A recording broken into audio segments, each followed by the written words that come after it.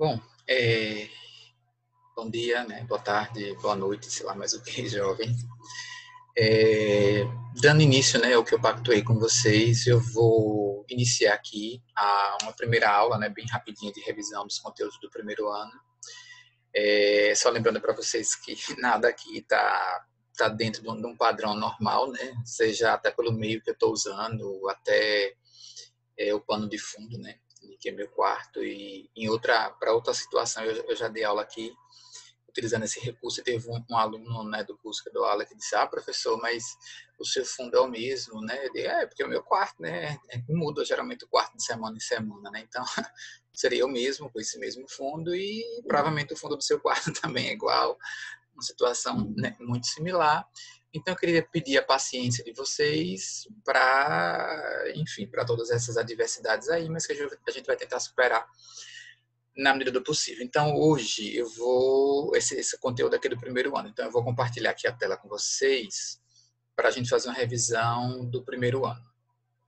Perdoem até as falhas, eventualmente alguma coisa pode ser que saia errado. Com o primeiro ano, os primeiros clássicos, aliás, o primeiro conteúdo que a gente viu foram os clássicos, né? Mark, Weber e Durkheim. Então, eu selecionei aqui essa tela inicial e depois eu vou disponibilizar isso em PDF para que vocês possam também acompanhar e, eventualmente, até fazer algumas anotações. E lembrando também que muito do que está aqui está no material já de PDF que vocês recebem no começo do ano lá, que eu resumo os capítulos e tal, que eu vou reforçar e disponibilizar novamente. Então vamos lá, os principais autores, né? Durkheim, Weber e Marx. Eu vou falar um pouquinho mais genericamente de cada um deles e depois eu vou descendo para os pontos que eu acho mais importantes. Durkheim, né, foi o primeiro autor que a gente viu. O primeiro conceito importante dele é o conceito de fato social, e o método que ele utiliza é o método de tentar explicar, tentar compreender a partir de um modelo lógico e organizacional e funcional a sociedade. O Weber trabalha como principal tópico a ação social e trabalha com a compreensão, com a intenção que a pessoa tem ao desenvolver aquela ação. E o Marx já trabalha com uma perspectiva de classe social e o método dele seria a dialética. Vamos aprofundar aqui um pouquinho mais cada um. Aqui são os conceitos básicos de Durkheim. Vamos ver se eu consigo fazer aqui as anotações, né? Que eu ainda estou apanhando um pouquinho disso aqui, mas vamos lá. Eu acho que é isso daqui.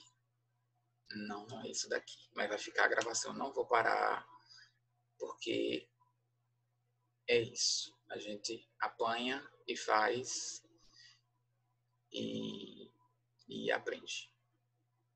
Tá aqui, conceitos básicos. Desfaz, não deu certo. Vamos lá. Eu vou coisando aqui. Então, quais são os conceitos básicos? A noção de fato social. O que é fato social? Lembra que na aula eu falei de distinguir entre fato social e um fato aleatório, né, que acontece, né, que nem todo fato que acontece ele tem um contexto social.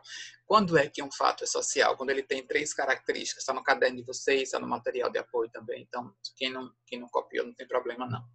Ele tem que ser exterior, anterior e coercitivo. Exterior significa dizer que acontece independente de você crer ou não, acreditar ou não, concordar ou não. Ele é anterior, porque ele já acontecia antes mesmo de você pensar e nascer. Ele é coercitivo, eu sempre falo em aula substituir coercitivo por punitivo para poder facilitar a compreensão de vocês.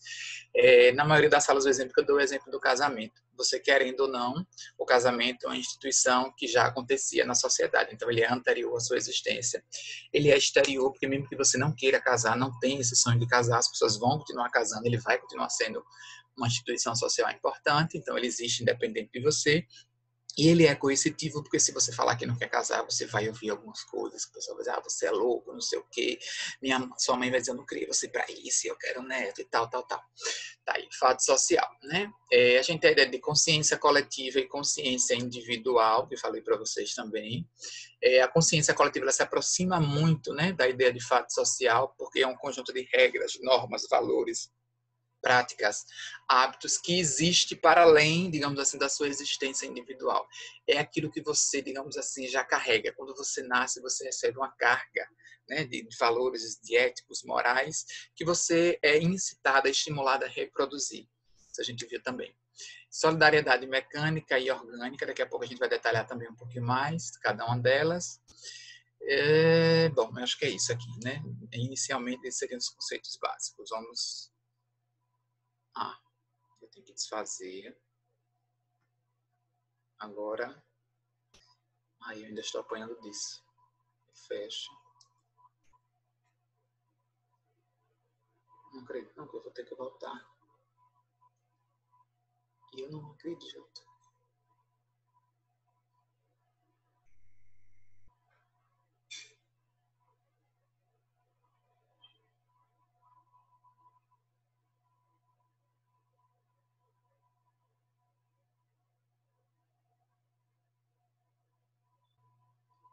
Pronto, voltei.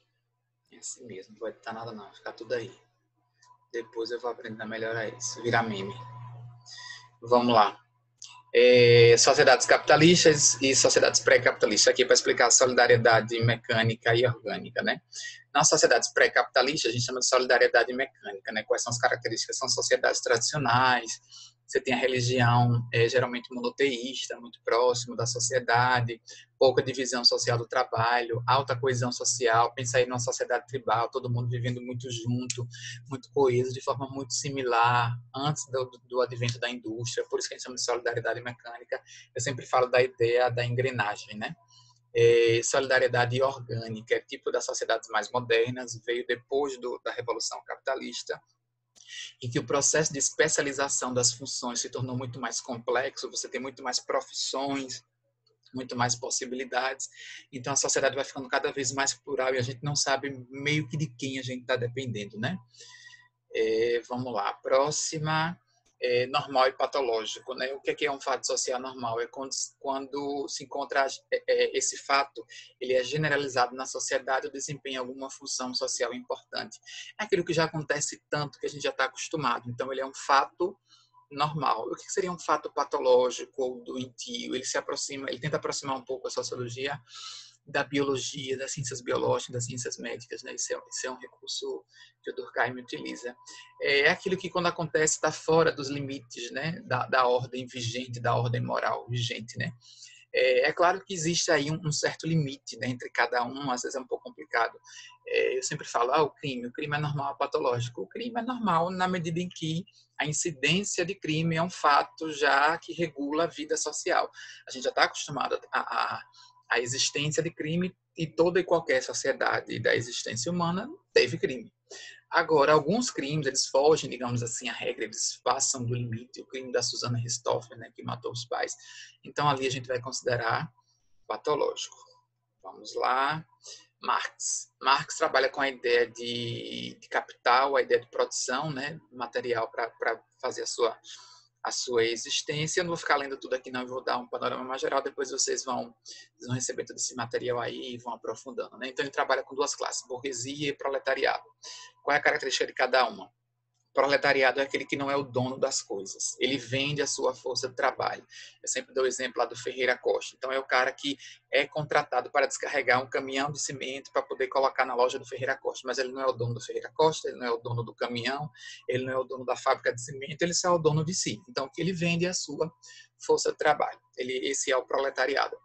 E o que seria o burguês? É aquele que é o dono das coisas, é o dono do Ferreira Costa, é o dono da fábrica de cimento, é o dono da frota de caminhões. E a partir daí, da minha existência material, de como eu provenho a minha existência material, é que eu vou me situar no mundo. Então, uma frasinha que eu sempre repito para vocês, que o Marx disse, né? Que não é a consciência que determina a vida, é a vida que determina a consciência. É a maneira como existo, é a maneira como eu mantenho a forma como eu existo, que vai dizer como eu vou viver. Ou ainda dito de outra forma, de maneira mais simples, né? Quanto eu ganho, que vai dizer que posição social eu ocupo. Porque, no fundo, a coisa mais importante para situar você no tecido social ou no espectro social é o quanto você ganha. É aquilo que vai definir quem você é no mundo em que você vive. Então, esse seria um resumo aqui. Claro que tem algumas outras coisas aí, mas eu vou contar que vocês vão pesquisar, vão se aprofundar e tal, né? E vão trazer mais coisas. Já o Weber, diferente do Marx e do Durkheim, ele trabalha com a ideia de compreensão do sujeito, compreensão da subjetividade do sujeito. Então, é preciso saber qual o sentido que você deu a fazer aquela ação. O termo principal dele é ação social, está aqui, existem Esses três tipos de ação social, a tradicional é quando aquilo que determina, aquilo que motiva a minha ação é um costume, um hábito arraigado na sociedade, por exemplo, da bênção. Ah, por que você dá bênção? Ah, porque é uma tradição, você não sabe dizer. Quer dizer, o que motiva você internamente é isso. Pode ser afetiva, quando o que motiva você são questões afetivas, o fato de você ter postado. Estou gravando esse vídeo hoje no Dia das Mães, né? Então eu vi muita gente postando no seu feed foto com as mães e não sei o que, aquelas coisas emocionadas e tal. O que é que motiva as pessoas a fazerem isso? Se Weber estivesse analisando isso, isso é uma ação típica afetiva, porque o que motiva as pessoas a agirem, publicarem foto com as mães, é essa relação. E tem a relação racional, né, que chama de racional pura, né, quando você adequa fins a meios, é quando você age exatamente sabendo aquilo que você quer. Quando você, imagina que você quer terminar um relacionamento e você faz exatamente uma coisa que sua namorada não quer. E ela fala o seguinte, se você fizer isso de novo, a gente vai terminar. Você vai lá e faz, porque você tem um desejo de que ela termine. Então, você está agindo racionalmente, você está calculando a sua ação. Então, Weber vai chamar isso de ação racional. É isso, a gente já fez algumas revisões. Tem mais uma coisinha aqui de Weber, né? Para diferenciar o Weber de Durkheim, né? Durkheim trabalha com a ideia de coletividade, né? Então, você tem um coletivo influenciando o indivíduo. Esse, digamos assim, seria o espectro de Durkheim. O coletivo seria a grande massa, digamos assim, a grande consciência que influencia as ações do indivíduo. Já no caso de Weber, é um indivíduo que também aparece como agente da ação social.